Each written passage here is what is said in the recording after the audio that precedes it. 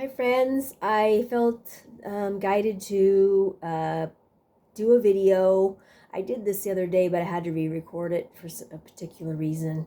I feel that I should give a as short as I can synopsis of this journey, what it's about, so that for the new people and for people who have been around a while might lose sight of it, because even I lose sight of it, in day-to-day life, what it's all about.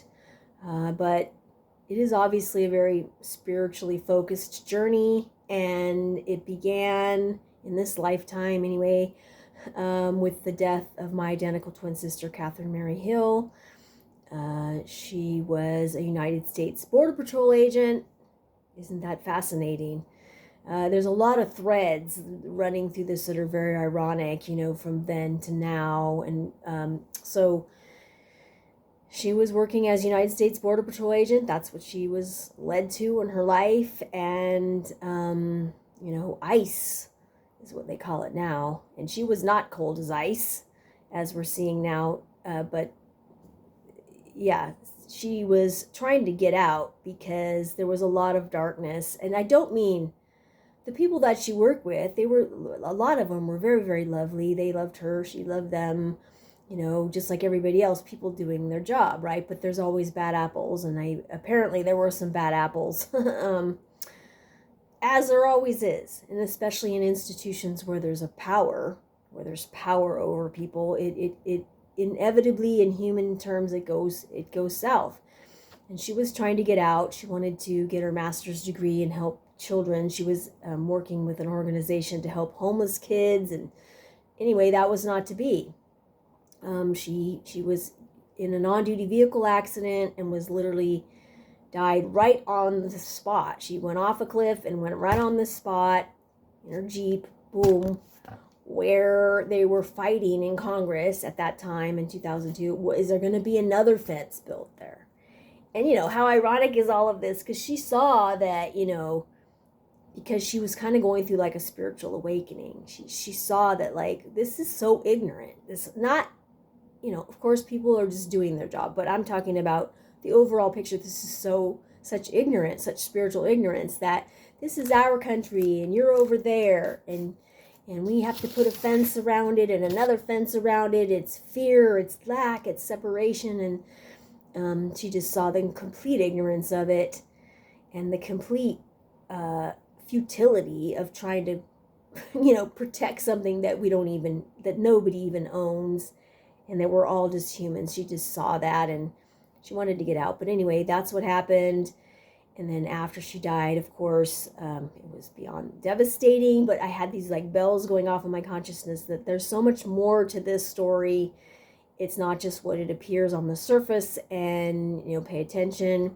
And so she had been reading all these books, spiritual books, and she had left a bunch of these books behind, and I started reading all these books. And she had been corresponding with this man, how, talking all about there's this spiritual awakening happening, and she, across the planet, and she was talking about how there's so much separation and it's not working anymore. And so he then gave me all this correspondence, and so all these books and things came to me as well. I read the Course in Miracles through twice, and all these spiritual books. And I also learned from like near-death experience people who, there's been hundreds of thousands, if not millions now, who have had some type of situation where they're either in an accident or they're in surgery and they leave their body altogether. They have no pulse or, whatever, and they leave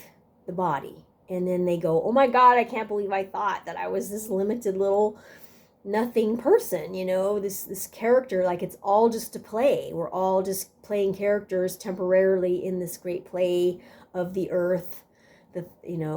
We're playing characters, and it's not really who I am. And wow, I'm like one with it all. I feel like I'm one with every blade of grass is alive, and it's all within me. And this source of all life, which humans have called God, is not what I thought it was. And it's just this infinite unconditional love and source of all life. Like God is not a being, like a Santa Claus being. It's like, no, it's being itself, existence, life, and we are all one with it, and it is one with us. It's not, there's no separation between those things. And they say, it just changes everything for them, and then they come back to their body to tell this tale. And so I had immediate, like, this is it. And so then in 2008, this woman, Glenna Dietrich, who was a trance channel medium, I used to be terrified of like mediums and psychics because of for a time I was I knew all my life I was going to marry somebody who who I ended up marrying was my husband at the time, Jack, and we lived this, a pretty conventional life. He was a cop. We were Catholic. I worked in corporate America. I was very mainstream, but I always felt this other feeling like, I'm more of a monk. I don't belong in this world the way that it is. And so, in the religions, they teach that this is bad and wrong. And of course, now doing all this research for my first book, Twin Souls, A Message of Hope for the New Millennium, I found out that this is all just BS.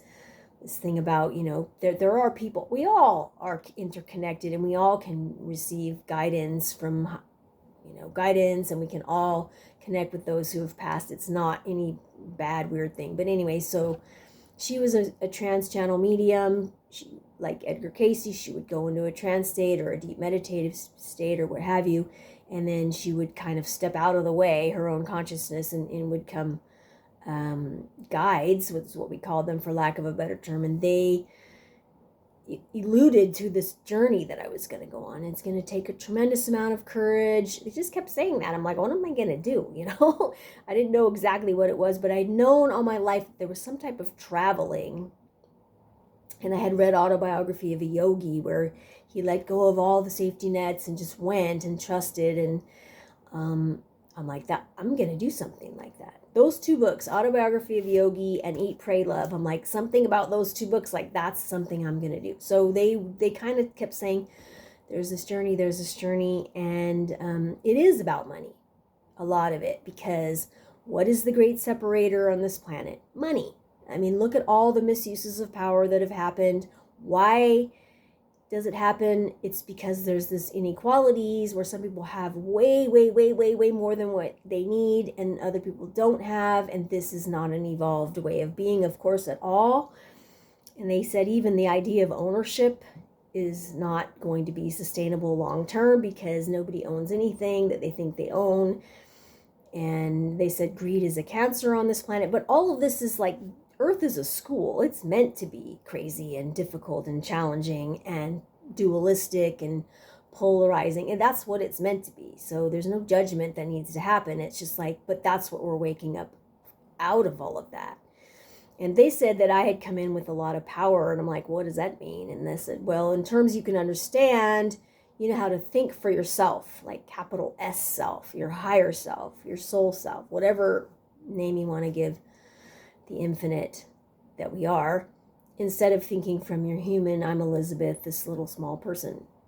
And that is true. And I have such a knowing that I'm not really this character, that it is all just a dream. And even what we see, this solid world, is not what it appears to be. And I know all of that, but yet I still feel like, Elizabeth, the character, because they said you're going to be kind of like walking between these two worlds and gaining as much wisdom as you can, and then you'll be called upon to teach. And I don't know if they mean teach just by giving an example or whatever, but everything that was said in these channelings came to pass. So I don't, just because someone comes and tells me something, I'm not, it was all a big yes. It just, everything that in this journey that's been right and perfect just comes. I didn't seek it. So anyway, she then passed away, and I went off on this journey. Everything went.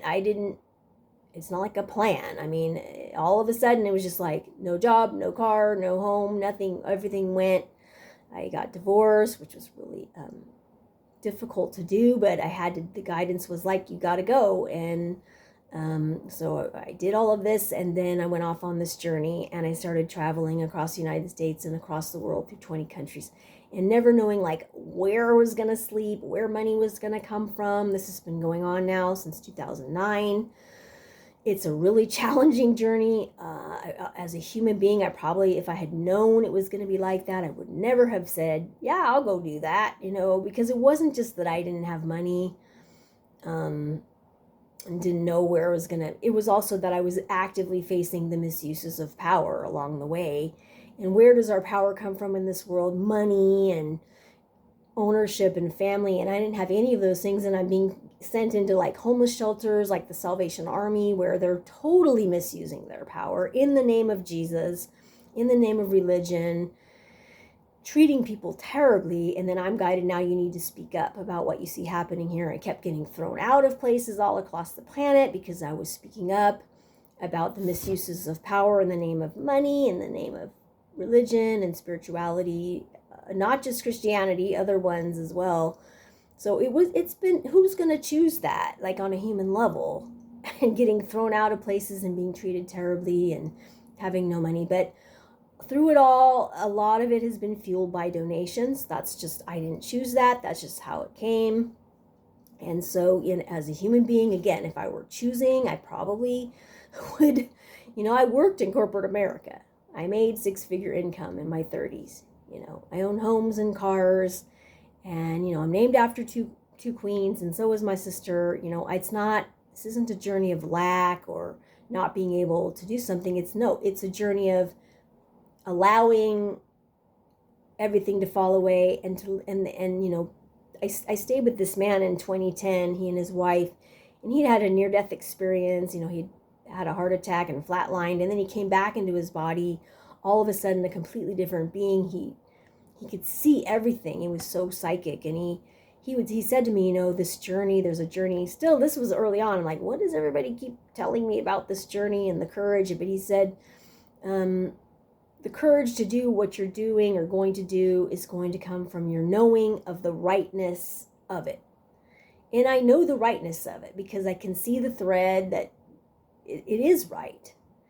It's hard. You may see me like crying and like so upset, like someone, I really need help because maybe I'm not, it's just so challenging to never know what you're going to have and where it's going to come from. And sometimes I just lose it.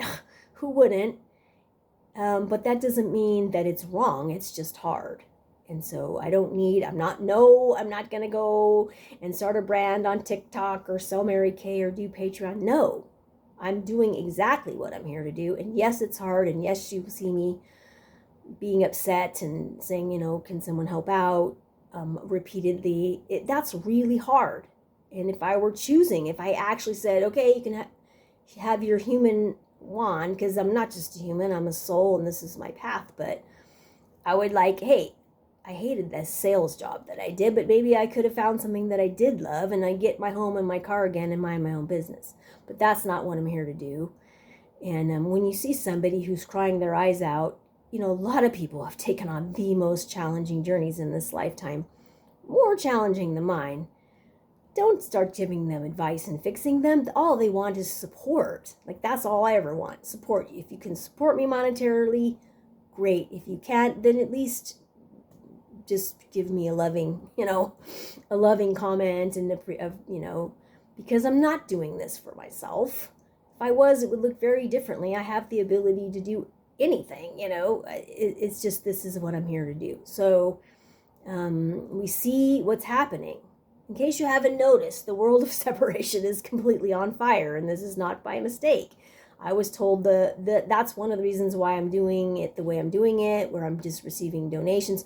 I have done other things, I ran an Airbnb for a year. I had other ways, and sometimes people take my artwork on donation, but mostly it's fueled by donations. And the reason it takes me out of the systems of the world.